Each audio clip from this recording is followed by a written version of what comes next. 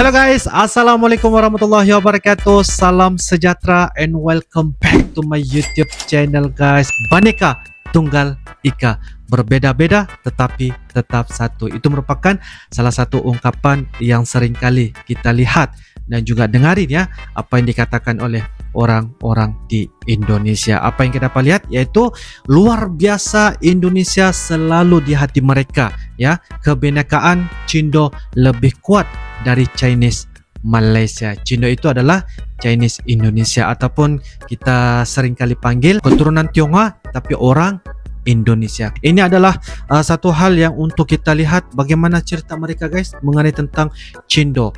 Kebinekaan mereka itu lebih kuat dari Chinese Malaysia. Apapun kita akan sama-sama semak dan juga dengar cerita mengenai tentang hal ini ya guys ya. Apapun tanpa basa-basi, ayo kita sama-sama semak di video pada kali ini.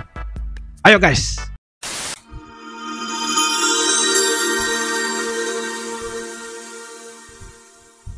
Populasi etnis Cina di Malaysia cukup besar dan hampir berjumlah sepertiga penduduk negeri jiran. Berdasarkan dari data sensus Juli 2023, 70,1% penduduk Malaysia tergolong Bumi Putra, 22,6% tergolong etnis Tionghoa, dan 6,6% merupakan etnis India. Malaysia adalah masyarakat multi-etnis dan multi-agama dengan 3 kelompok etnis dan bahasa utama. Sementara keturunan Tionghoa di Indonesia atau yang disingkat menjadi Cindo diperkirakan berkisar 6 juta jiwa atau 3% populasi Indonesia. Dari hasil sensus 2000 tercatat bahwa orang Tionghoa merupakan suku bangsa terbesar ke-15 di Indonesia.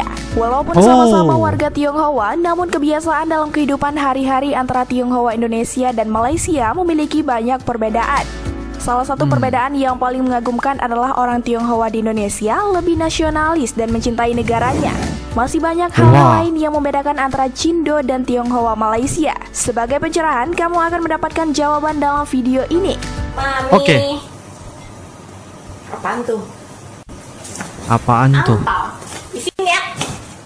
Orang Tionghoa guys. Berikut ini beberapa perbedaan keturunan Tionghoa Indonesia dan Malaysia. What do you guys study here? What do you study? What do you study here? We have the Hindi, Yuli, we have the schedule.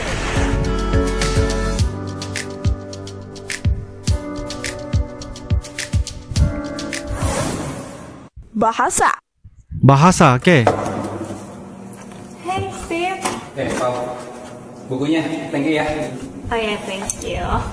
Langsung balik ya. Mau kemana? Ayo sini masuk. Perbedaan dari segi bahasa memang sangat jelas. Warga Tionghoa di Indonesia umumnya fasih berbahasa Indonesia. Hal ini menunjukkan asimilasi budaya yang berhasil dilakukan oleh Indonesia sejak zaman kemerdekaan. Orang Tionghoa di Indonesia juga menghormati Sumpah Pemuda yang menjunjung bahasa persatuan, bahasa Indonesia. Sementara itu, orang Tionghoa di Malaysia lebih banyak menggunakan bahasa Mandarin atau bahasa daerah Tionghoa lainnya sebagai bahasa utama mereka. Hal ini disebabkan oleh adanya sistem pendidikan vernakular yang mengajarkan bahasa Mandarin atau Tamil sebagai bahasa pengantar. Karena faktor inilah, mayoritas orang Tionghoa di Malaysia tidak bisa berbahasa Melayu. Pandai itu pokok ambil mangga. Saya tak paham. Warga Tionghoa di Indonesia pada umumnya punya nama Indonesia. Ini mungkin karena kebijakan Soeharto pasca G30 SPKI yang melarang etnis Cina menggunakan nama Cina sehingga banyak orang Cina menggunakan nama Kosasih, Wijaya, Tanujaya, dan lain sebagainya. Kebijakan asimilasi yang diterapkan pada masa Orde Baru membuat banyak orang Tionghoa yang meninggalkan identitas etniknya. Sedangkan etnis Cina di Malaysia masih menggunakan nama dalam bahasa Cina. Malaysia komunikasi antar etnis memang menggunakan bahasa Inggris dan ada juga yang menggunakan bahasa Melayu. Namun di Indonesia jangan heran jika kita melihat warga Tionghoa sama sekali tidak bisa berbahasa Mandarin atau Hokkien, apalagi di kalangan generasi mudanya. Mereka lebih banyak berkomunikasi menggunakan bahasa Indonesia. Bahkan tak jarang Tionghoa di Indonesia menggunakan bahasa daerah seperti bahasa Jawa, Sunda, Aceh, Padang, tergantung di daerah mana mereka tinggal. Di negara Tergantung ya, Malaysia, tergantung. komunikasi antar etnis memang menggunakan bahasa Inggris dan ada juga yang menggunakan bahasa Melayu. Jika kamu berkunjung ke Malaysia, mungkin kamu akan menjumpai orang-orang etnis Tionghoa, baik di mall, di pasar, atau restoran. Mereka terlihat sedang mendengar lagu-lagu Mandarin, dan mereka pun terlihat sedang mengobrol juga menggunakan bahasa Mandarin. Ya, Beda dengan itu di sudah Indonesia, pasti. jika jarang mendengar lagu-lagu Mandarin ketika berkunjung ke pusat-pusat perbelanjaan. Jarang Walaupun ya. begitu, orang Tionghoa yang sudah menjadi warga negara Malaysia, mereka tetap fasih berbicara bahasa Melayu. Tetap ya. Hebat.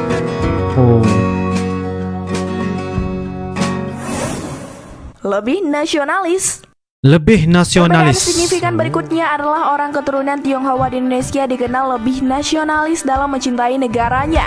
Bahkan yang luar biasanya, orang Tionghoa asal Indonesia yang sudah tinggal di luar negeri pun mereka bangga dengan Indonesia.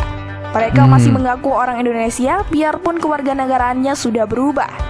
Dalam masa perjuangan merebut kemerdekaan, orang keturunan Tionghoa di Indonesia terlibat aktif dalam gerakan nasionalis di Indonesia, seperti Sumpah Pemuda, Budi Utomo, Perhimpunan Indonesia, dan lain-lain. Sementara itu, orang keturunan Tionghoa di Malaysia tidak mengalami penindasan yang sama selama masa penjajahan Inggris. Malah keturunan Tionghoa di Malaysia jarang terlibat dalam gerakan nasionalis Malaysia. Hanya etnis Melayu lah yang lebih nasionalis dengan negaranya.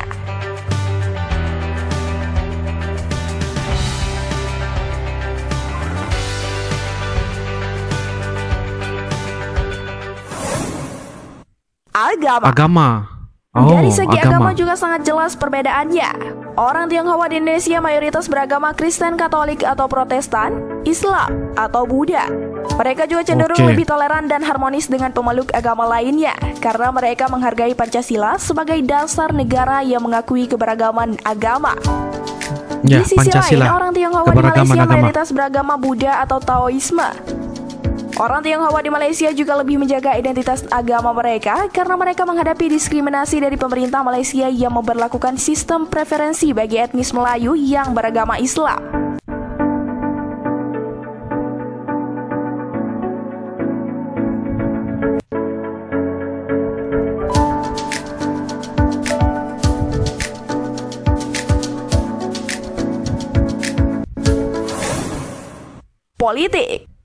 Politik, Perbedaan guys, berikutnya antara orang Tionghoa di Indonesia dan Malaysia adalah dalam hal politik. Orang Tionghoa di Indonesia lebih aktif dan terlibat dalam politik negara, baik sebagai pemilih maupun sebagai calon pemimpin. Sebagai contoh, mantan Gubernur DKI Jakarta Basuki Cahayapurnama. Sebaliknya, orang Tionghoa di Malaysia lebih pasif dan terpinggirkan dalam politik negara karena mereka mengalami marginalisasi dari pemerintah Malaysia yang didominasi oleh etnis Melayu. Orang Tionghoa di Malaysia jarang mendapatkan kesempatan untuk menjadi pemimpin ataupun pejabat publik karena mereka dianggap sebagai pendatang atau warga kelas 2. Orang Tionghoa di Malaysia juga lebih loyal kepada komunitas mereka sendiri daripada kepada negara Malaysia.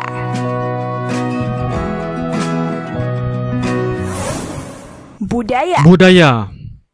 Orang Tionghoa di Indonesia lebih bervariasi dan kreatif dalam hal budaya mereka karena mereka mengadopsi dan mengadaptasi budaya lokal yang beragam. Hal ini terlihat dari keberagaman budaya peranakan Tionghoa yang merupakan hasil perkawinan campur antara orang Tionghoa dengan orang pribumi. Budaya peranakan Tionghoa mencerminkan keunikan dan kekayaan budaya Indonesia. Orang Tionghoa di Indonesia juga lebih terbuka dan fleksibel dalam hal budaya karena mereka menghormati dan menghargai budaya-budaya lain. Sedangkan orang Tionghoa di Malaysia lebih konservatif dan tradisional dalam hal budaya mereka karena mereka melestarikan dan mempertahankan budaya asli mereka dari daratan Tiongkok. Orang Tionghoa di Malaysia lebih tertutup dalam hal budaya karena mereka kurang bersentuhan dan berinteraksi dengan budaya-budaya lain. Oke guys, seperti mana yang kita sudah nonton dan reactionkan sebentar tadi, video itu sangat-sangat bermanfaat kepada kita semua untuk lebih tahu mengenai tentang orang Tionghoa yang berada di Indonesia. Indonesia guys sangat-sangat kaya dengan berbagai cerita toleransi, keberagaman, dan juga banyak lagi lah cerita mengenai tentang Indonesia. Walaupun mereka mempunyai perbedaan dari segi sukunya, dari segi agamanya, ya dari segi banyaklah budaya dan sebagainya, tetapi mereka sangat-sangat saling menghormati sesama mereka sendiri, karena mereka percaya dengan ungkapan prinsip Bhinneka Tunggal Ika, berbeda-beda tetapi tetap satu, dan juga pegangan prinsip Pancasila itu juga dapat mengukuhkan dan menguatkan lagi ya saling hormat menghormati dan juga bersikap toleransi sesama mereka yang berada di Indonesia. Jadi itu merupakan salah satu prinsip yang mana orang Indonesia mengamalkan, dan itulah menampakkan lagi kebahagiaan dan juga kehidupan mereka ketika berada di Indonesia. Dan yang paling menariknya di sini guys, walaupun mereka dari segi fisiknya orang Tionghoa dan sebagainya, tetapi mereka sangat fasih dalam berbahasa Indonesia. Bukan setakat bahasa Indonesia guys, bahkan mereka juga menguasai bahasa-bahasa daerah ya, seperti bahasa daerah Jawa ya dan sebagainya, Sunda dan itu adalah menampakkan bahwa identitas mereka itu, walaupun fisik mereka hanya sebagai Tionghoa, tetapi dari segi prinsip ya mereka sebagai warga masyarakat Indonesia itu berada di tahap yang paling nomor 1 guys. Jadi itulah kenapa mereka tidak bisa untuk bercakap ataupun berbahasa Mandarin, Hokkien dan sebagainya. Walaupun mereka berasal dari negara Tiongkok, mereka punya jalur ya guys ya. Tetapi apabila mereka berada di Indonesia, dilahirkan di Indonesia, yang makan hasil pertanian di Indonesia, bekerja di Indonesia, ya mengikuti politik yang berada di Indonesia, bahkan mereka sangat bangga sebagai warga masyarakat Indonesia. Itu adalah pendapat dan juga pandangan singkat dari Uncle.